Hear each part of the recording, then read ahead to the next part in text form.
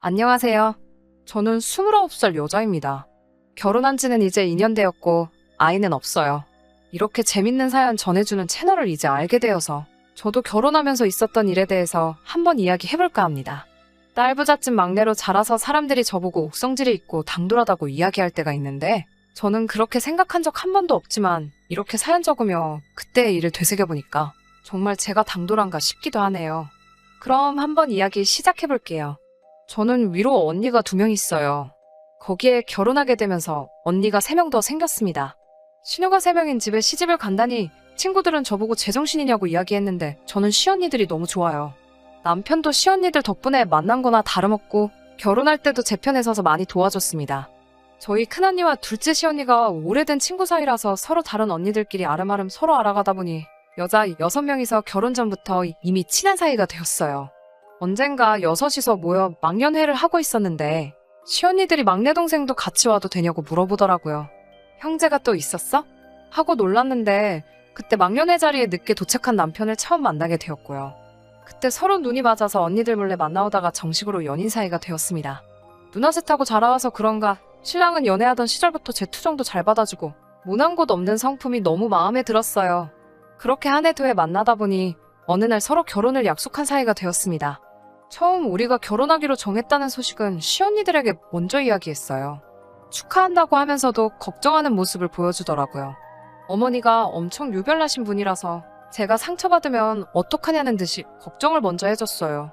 딸을 3명이나 키우신 분인데 설마 며느리라고 미워하시겠냐고 말했는데 시언니들이 직접 한번 겪어봐야 무슨 말인지 알 거라고 대답해주더라고요.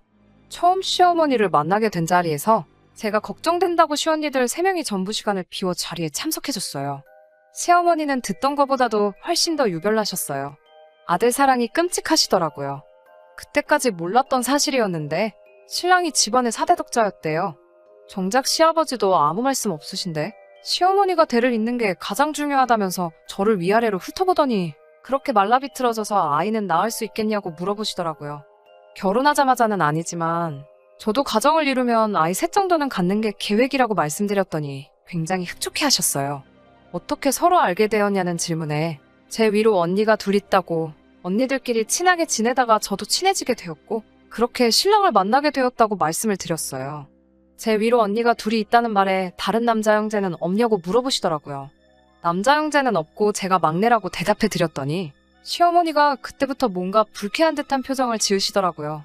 저보고 결혼하면 아들을 꼭 낳아야 하는데 딸부잣집 출신인 게 마음에 걸린다고 하시더라고요. 괜히 외부인을 잘못 들였다가 대가 끊어지는 거 아니냐면서요. 그게 무슨 뜻이냐고 여쭤봤더니 밭이 구려서 아들이나 낳을 수 있겠냐며 쓴소리를 하셨어요. 그때 조금 기분이 상하더라고요. 요즘 누가 아들, 딸 이런 거 가리는 것도 아니고 밭이 구리다는 말을 용납할 수 없었어요. 딸부잣집이라서 안 좋은 적이 있던 것도 아니고 언니들을 포함한 우리 가족은 정말 화목하기 때문에 우리 가족을 무시하는 듯한 말은 참을 수가 없었거든요. 그래서 그 자리에서 한마디 꺼냈어요. 어머님, 아버님도 가만히 계신데 따지고 보면 어머님도 외부인이시잖아요. 그런데 왜 남의 집 때를 잇는데 그렇게 급급하세요? 라고 한마디 했어요.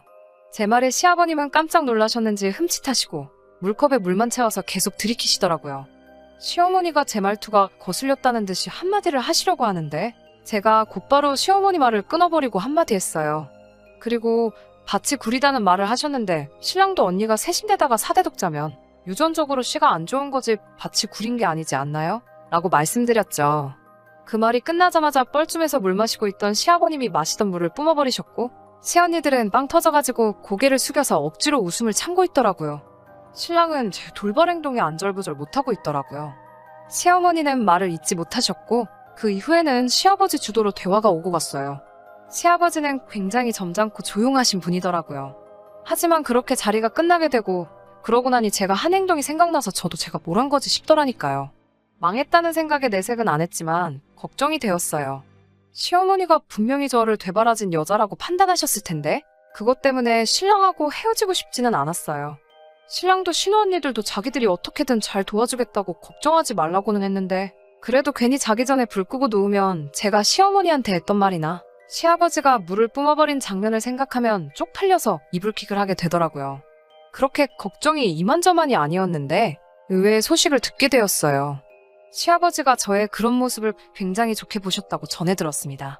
시어머니는 역시 말대꾸하는 제가 내키지 않으셨던 것 같지만 그래도 시아버지와 시언니들의 응원 속에 결혼은 일사천리로 진행되게 되었어요.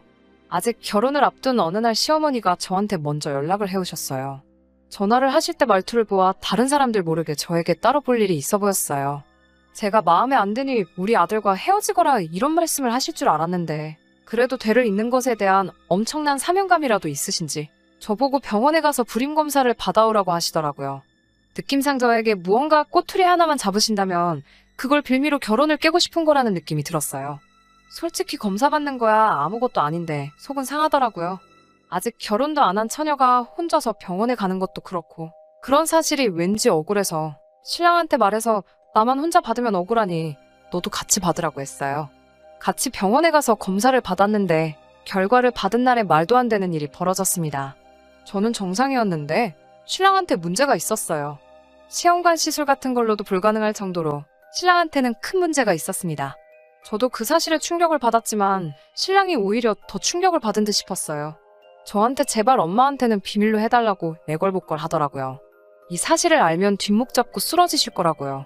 결혼하고 아이가 생기고 같이 늙어가고 제가 막연히 그려왔던 결혼 생활이 한순간에 무너져버리는 것 같아 저도 큰 충격이었습니다. 그렇게 혼자서 고민도 많이 하고 이런저런 생각을 하다 끝내 저도 큰 결심을 했습니다. 아이가 없으면 뭐 어떻겠냐고, 둘이서 행복한 게 제일 아니겠냐고요. 저는 정상 판정을 받았기 때문에 시어머니도 결국 저에 대한 아무런 꼬투리를 잡지 못하시고 결국 시어머니께 남편의 상황을 비밀로 한 채 결혼을 하게 되었어요. 결혼 후 6개월 동안은 별다른 일이 없었어요. 그런데 시간이 차츰 지나서부터 시어머니의 대를 잇는다는 집착이 날로 강해지기 시작했어요. 어디서 미신을 듣고 오셔가지고는 무슨 아들이 들어서는 달이 따로 있고 딸이 들어서는 달이 따로 있다면서 올해는 제 사주상 3월하고 6월을 제외하면 전부 다 아들이 들어서는 달이라고 하시면서 밤마다 저랑 신랑에게 전화를 하셔서 오늘이 기운이 좋은 날이라는 둥 방해 안 할 테니 어서 하라는 식으로 보채듯이 말씀하시고는 했어요. 진짜로 했는지 확인해야겠다면서 전화기를 끊지도 못하게 하실 때도 있었습니다. 그게 끝이 아니었어요. 그런 식의 기행이 날이 갈수록 심해지셨어요. 어느 날은 집에 오셔서 보자기에 주섬주섬 싸우신 걸 제 앞에 풀더라고요. 그 안에는 제가 무슨 3명은 들어갈 정도로 커다란 고쟁이 반스 같은 게 있었어요. 색깔도 누리끼리하고 역한 냄새도 나는 것 같았습니다. 이게 뭐예요? 어머님 하고 물었더니 자기 아는 분한테 부탁해서 얻어온 거라고. 그분이 아들을 7명을 낳으신 분이라면서 좋은 기운 물려받게 그분이 입던 걸 가져온 거라고 하시더라고요. 기운을 더 강하게 하기 위해서 특별히 세탁도 안 한 거니까 꼭 챙겨 입으라고 말씀하시고는 다른 말 없이 그냥 집으로 돌아가셨어요. 이런 거 전해주러 2시간이 넘는 거리를 오셨다는 것도 믿을 수 없었지만 그 누리끼리한 고쟁이 반스를 보고 있자니 역겨워 죽는 줄 알았어요. 시어머니 가신 걸 확인하고 튀김할 때 쓰는 길다란 젓가락으로 집어서 곧바로 쓰레기통에다가 버려버렸어요. 정말 그런 식의 집착이 날이 갈수록 심해지시니 저도 스트레스가 이만저만이 아니더라고요. 결국 사건은 명절날 터졌어요. 시어머니 때문에 힘들어서 시댁 못 가겠다고 땡깡을 부리니 시집간 시언니들이 자기들 일정을 바꿔서 친정에 먼저 들리고 시댁에 나중에 들리기로 했대요. 시어머니의 소나기에서 저를 도와주겠다고 같은 날에 명절날 모이기로 한 거죠.